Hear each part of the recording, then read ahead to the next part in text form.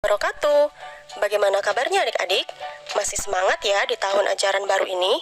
Setelah pertemuan sebelumnya, kita sudah mempelajari tentang pembelahan sel. Nah, saatnya masuk ke organ reproduksi. Kita mulai dari pria dulu ya. Kenapa sih kita harus mempelajari materi tentang organ reproduksi?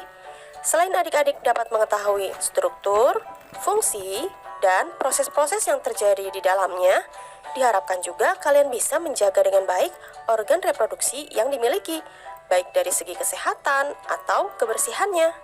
Sebelum dimulai, tekan tombol like, subscribe, dan nyalakan loncengnya juga ya. Materi kali ini kita kelompokkan menjadi dua, yaitu organ reproduksi pria dan spermatogenesis atau proses pembentukan sperma. Organ reproduksi pria terbagi menjadi dua bagian, yaitu organ reproduksi eksternal atau luar dan organ reproduksi internal atau dalam. Organ reproduksi eksternal terdiri dari penis dan skrotum. Di dalam penis terdapat saluran uretra, tempat keluarnya urin maupun sperma. Sedangkan skrotum berupa kantung yang di dalamnya terdapat testis. Artinya, skrotum berperan sebagai pelindung testis. Salah satunya dengan cara menjaga suhu testis agar sperma yang berada di dalamnya tidak mengalami kerusakan. Untuk organ reproduksi internal pria terdiri dari testis, epididymis, vas deferens, dan kelenjar-kelenjar kelamin. Misalnya, vesicula seminalis, prostat, dan bulbo uretral atau kelenjar Cowper. Kita bahas satu persatu ya. Testis. Testis berfungsi untuk menghasilkan sperma. Ibaratnya, testis adalah pabriknya sperma. Sperma dapat terbentuk karena di dalam testis banyak terdapat pembuluh-pembuluh halus yang disebut tubulus seminiferus. Di dalam tubulus seminiferus ini terdapat spermatogonium yang merupakan sel induk sperma pada proses spermatogenesis. Selain itu, dalam tubulus seminiferus terdapat dua jenis sel lain, yaitu sel Sertoli dan sel Leydig. Sel Sertoli berfungsi untuk memberi makan atau nutrisi bagi sperma, sedangkan sel Leydig berperan untuk menghasilkan testosteron. Testosteron adalah hormon yang berperan penting untuk proses reproduksi pria dan juga untuk memunculkan ciri-ciri kelamin sekunder pada pria.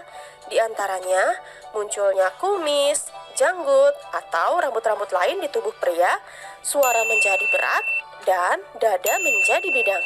Lanjut ke organ internal yang kedua, yaitu epididymis. Epididymis berdekatan dengan testis. Fungsinya untuk menyimpan sementara sperma dan untuk pematangan sperma setelah dibentuk dalam testis. Selanjutnya, vas deferens.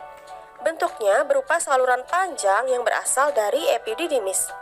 Vas deferens diibaratkan seperti jalan raya, karena tugasnya hanya menyalurkan sperma menuju ke vesicula seminalis. Organ internal yang keempat berupa kelenjar-kelenjar kelamin.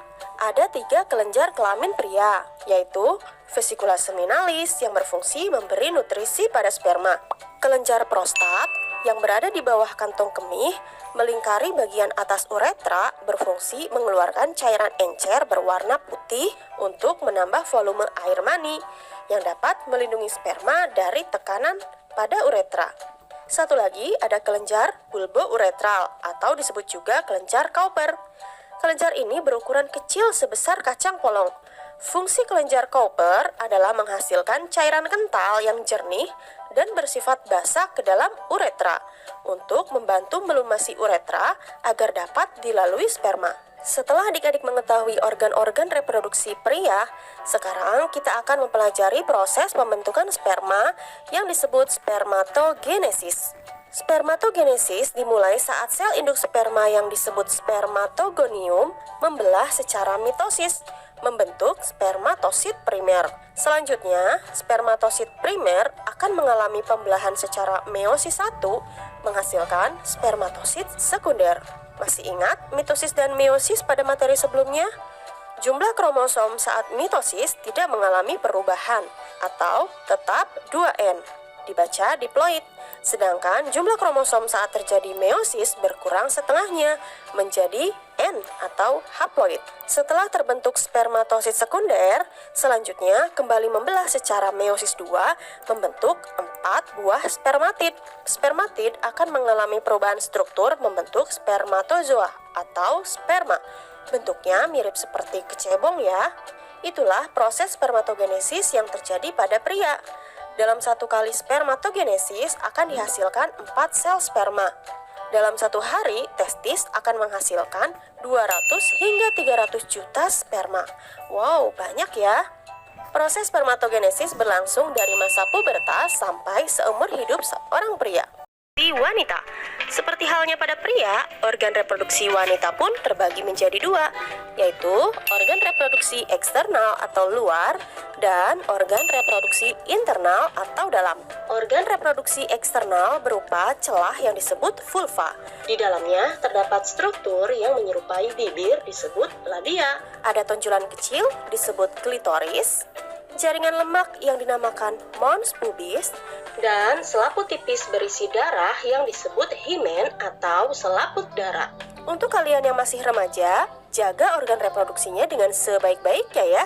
Jangan sampai melakukan hal-hal yang tidak diinginkan dan mengecewakan kedua orang tuamu.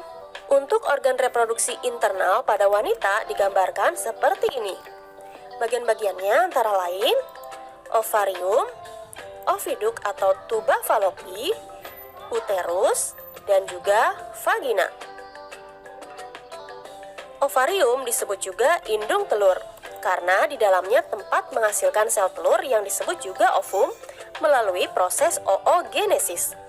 Ovarium wanita ada sepasang di kanan dan kiri, dan setiap bulan ovarium akan mengeluarkan sel telur. Umumnya hanya 1 buah bergantian bagian kanan dan kiri. Selain itu, pada ovarium juga dihasilkan hormon reproduksi wanita, yaitu hormon estrogen dan progesteron. Fungsi kedua hormon ini akan dibahas pada bagian siklus menstruasi ya. Selanjutnya, oviduk atau tuba falopi, berupa saluran memanjang dari ovarium. Jumlahnya pun ada 2. Fungsinya sebagai tempat fertilisasi, yang nantinya akan dihasilkan zigot atau sel anak. Bagian pangkal tuba falopi bentuknya seperti tangan dan jari-jarinya. Ada infundibulum dan fimbriae. Fungsi keduanya untuk menangkap sel telur saat dilepaskan dari ovarium.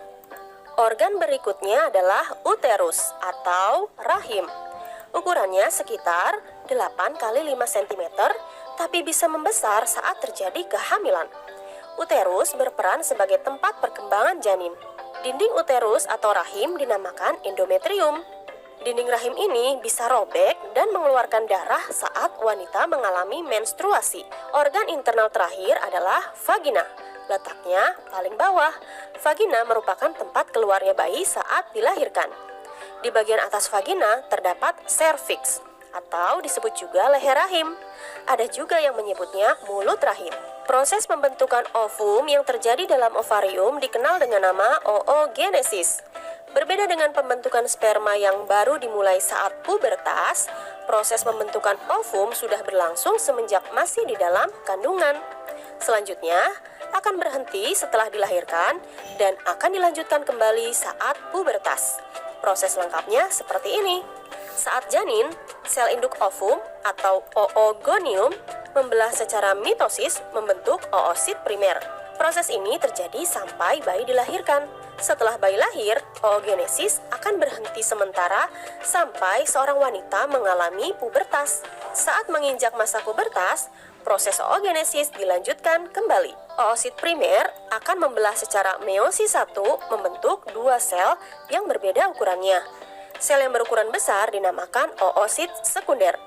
Sedangkan sel yang berukuran kecil dinamakan badan kutub pertama atau bisa juga disebut badan kutub primer. Oosit sekunder akan membelah lagi secara meiosis 2 membentuk ootid dan badan kutub kedua atau badan kutub sekunder. Badan kutub pertama maupun kedua akan hancur dengan sendirinya dan tidak berfungsi dalam proses oogenesis. Sedangkan ootid akan berubah menjadi ovum atau sel telur. Sehingga dalam satu kali oogenesis hanya akan dihasilkan 1 sel telur saja. Ovum yang telah terbentuk selama proses oogenesis akan keluar dari ovarium menuju tuba falopi. Di sini, jika ovum bertemu dengan sperma dan terjadi peristiwa fertilisasi, maka terbentuklah sel anak atau zigot. Fertilisasi atau pembuahan adalah peleburan sperma dan ovum, atau bisa juga masuknya sel sperma ke dalam ovum. Biasanya, dari jutaan sperma yang berhasil menembus masuk ke dalam ovum hanyalah satu sperma